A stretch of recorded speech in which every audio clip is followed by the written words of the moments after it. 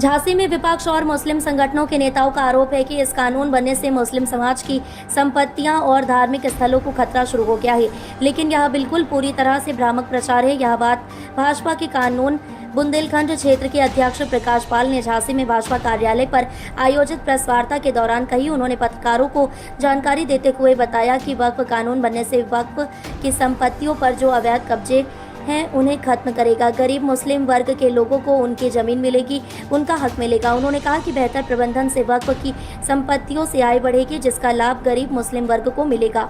उन्होंने कहा कि वक्फ कानून पर मुस्लिमों के मन में कांग्रेस पार्टी सहित अन्य राजनीतिक दल गलत भ्रांतियां पैदा कर रहे हैं। मुस्लिमों के मन में इस गलत भ्रांतियां को दूर करने के लिए भारतीय जनता पार्टी 1 मई 2025 से 5 मई 2025 तक जन जागरूकता अभियान चलाएगी। उन्होंने कहा कि हमारे सांसद, विधायक, मौलानाओं और भाजपा युवा मोर्चा मुस्लिम युवाओं और महिला मोर्चा मुस्लिम महिलाओं से मिलकर उन्हें वक्फ कानून की खूबियों की जानकारी और उससे होने वाले फायदे बताएंगे।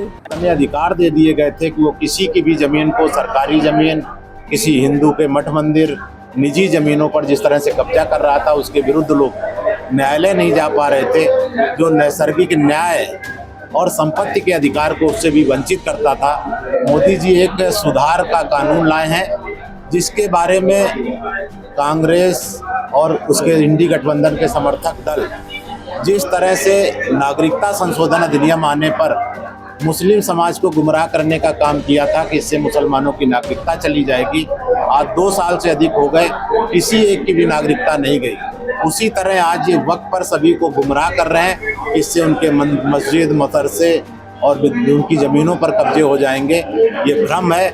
मोदी जी वक्त को सुधार करके उसका सही हक पसमानदा, आगा खानी और बोहरा समाज सहित जो भी गरीब, मजलूम, विधवा महिलाएं हैं उनके लिए उपयोग में आए, इसके लिए संशोधन करके लाए। उनके भ्रम को दूर करना, इसके लिए भाजपा एक जन जागरण अभियान चलाएगी जो 5 मई तक चलेगा। हमारे जनप्रतिनिधि, हमारे पार्टी कार्यकर्ता अलग अलग स्तरों पर इसको समाज को अवगत कराएंगे कि आपकी भलाई के लिए, और जो माफिया गलत तरीके से उस संपत्ति का उपयोग कर रहे थे उससे उनको बचाया जाए।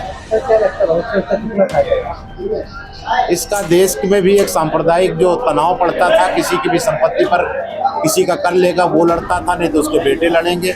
एक स्थायी रूप से मुस्लिम और गैर मुस्लिम, हिंदू, बौद्ध, जैन, सिख, क्योंकि कई गुरुद्वारों पर भी कब्जा, कई मठों पर भी कब्जा, ऐसे बहुत जगह जो शिकायतें आ रही थी, इससे एक शांति का माहौल होगा, सद्भावना बनेगी।